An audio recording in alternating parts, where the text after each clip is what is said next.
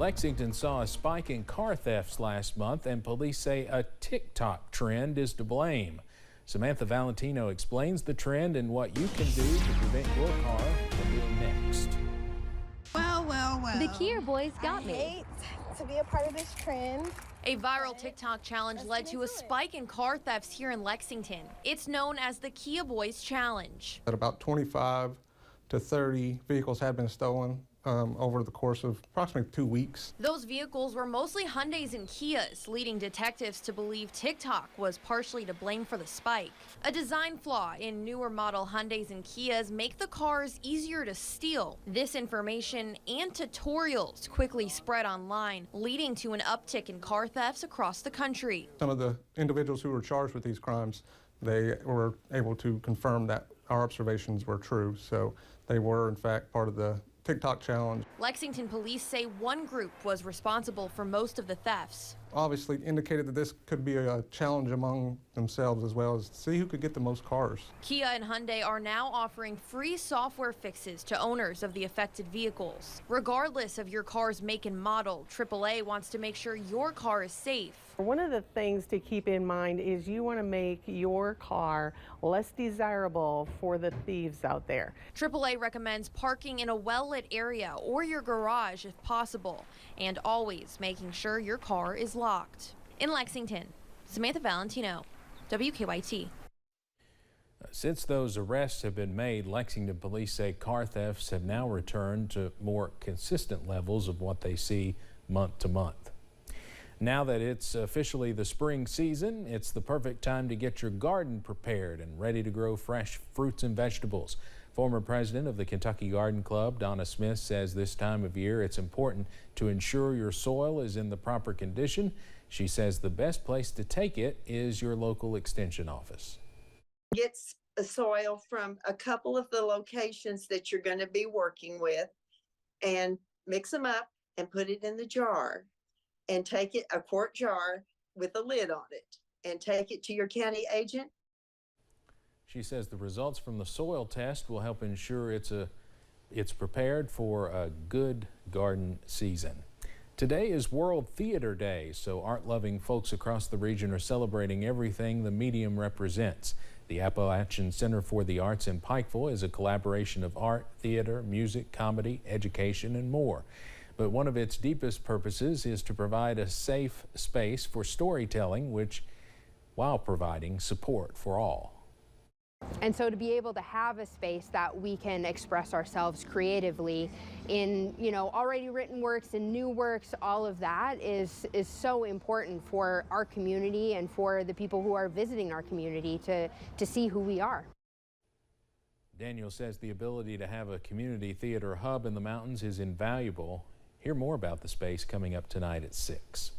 A bill created after the death of a UK student amid a hazing incident is now law. Governor Beshear signed Senate Bill 9 today, also known as Loftons Law. The measure was named after Lofton Hazelwood, who died in October of 2021. He was found unresponsive at the farmhouse fraternity.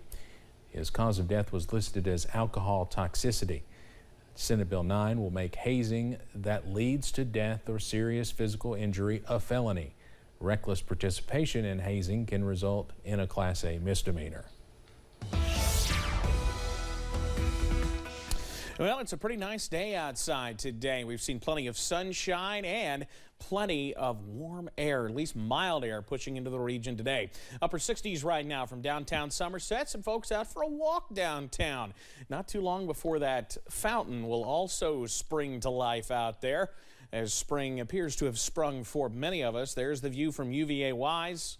Plenty of sunshine. Now, middle and upper 60s to near 70 in many locations out there today. Your forecast first as we look through the next 12 hours. We continue to see temperatures in the 60s this evening, falling back into the 40s as we see an uptick in cloud cover and a downtick in the what little breezes we have out there as we head through tonight. Now, Steve, I'll have the very latest on when we could see an increase in frost potential and an increase in some shower chances. And that's all in a few minutes. Evan, thank you. Union Pacific says a migrant was found dead in a train car in Texas during the weekend. It's the second deadly incident in as many days. In the first one, on Friday, police say 2 migrants were found dead in a shipping container on a train that authorities stopped east of Uvalde. They say they got a call about a number of undocumented immigrants suffocating inside a train car. U.S. Border Patrol officers stopped the train, which was operating on Union Pacific tracks near the town of Nipa, an area known for frequent immigration crossings for Mexico. The container was locked and wired shut. 17 people were found on the train, including 15 men and 2 women. Some were flown to San Antonio hospitals in critical condition. Others were taken by ambulance to hospitals, and several were treated at the scene. A man accused of killing his fiancée, who went missing in 2011, says he is innocent. John Carter had his first court appearance today, where he pleaded not guilty. He's facing 2 murder charges in connection to the death of his fiancée, Caitlin Markham. Carter was arrested last week after a break in the decade-old case. Court documents say Carter reportedly killed Markham in August 2011. Her remains were found 2 years later in a remote wooded area in Indiana, about 30 miles from her home. It's unclear what made investigators return to Carter as a suspect. Carter's bond was set at $1 million. His next court date is April 4th. Mixed messages about the safety of Philadelphia's drinking water have many residents nervous and stripping store shelves bare of bottled water. A chemical spill near Bristol, Pennsylvania Friday dumped thousands of gallons of latex product into the Delaware River, and what followed was citywide alerts to not drink the water, followed by more alerts that the water was actually safe within hours of each other. CNN's Laura Geyer has more on today's testing efforts and who is on the hook to clean up the spill. There was contamination in the Delaware River, but we shut off the intake to the river. Thousands of gallons of industrial chemicals poured into the river Friday in Bristol, Pennsylvania, near a key intake point for Philadelphia's water. There was never any contamination in Philadelphia Water Department's system. But this water safety warning, blasted out by the city Sunday, urged people to use bottled water instead. Probably 50, 60 people long waiting to get water. Many store shelves throughout the city were quickly wiped clean. Hours after the first warning, the city tweeted the water was safe, no need to buy bottled. You look what those people went through in Ohio. It's the same, they believed it too.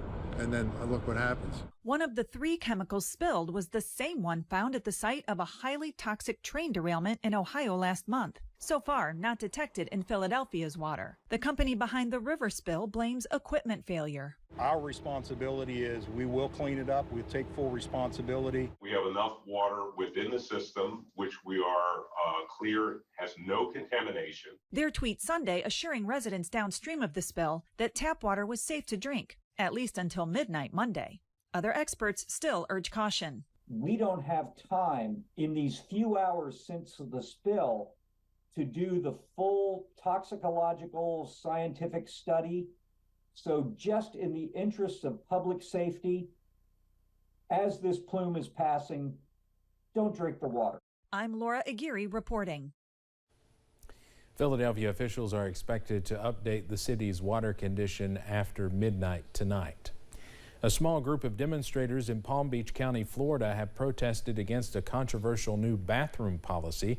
The policy calls for teachers at Seminole Ridge Community High School to monitor newly renovated bathrooms. They will be stationed outside bathrooms when class is in session and monitor any items students take into the bathrooms. That would include items like makeup or feminine hygiene products. Bathroom occupancy will be restricted to 4 students at a time. The teachers are also expected to submit a form online each time a student goes to the bathroom. An online petition against the new policy has garnered more than 700 signatures. The principal says the new policy will not prevent any student from using the restroom. Coming up as First at 4 continues, a new survey says the percentage of people who tip at quick service restaurants has dropped by at least 16%. And showers work out of the region as we watch some slightly cooler air push in temporarily. The details in a few. WYMT News app offers alerts on breaking stories as they happen, customized to the categories you choose. The WYMT News app, powered by Appalachia.